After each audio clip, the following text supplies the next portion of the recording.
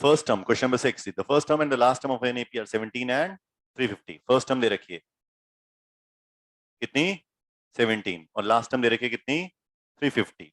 If the common difference is 9, D दे रखा है 9, find how many terms are there and what is their sum. मतलब क्या निकालना है N and SN, N and SN. ठीक है,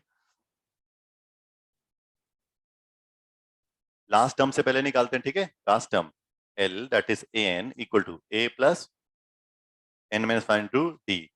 AN is 350, A 17 plus N minus 1 into D. D कितना है 9, 17 उधर गया, 350 minus 17 equal to N minus 1 into 9 minus किया 333, 333 equal to N minus 1 into 9 cancel किया 39, 37.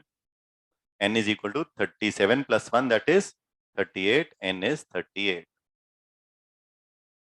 N आ गया आपके पास. अब आपने क्या निकालना है सम, मतलब S38 निकालना है. That is 38 upon 2, 2A plus 38 minus 1, A plus AN. A plus AN. Good.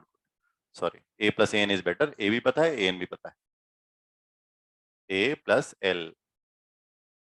19. A कितना है 17 plus 350.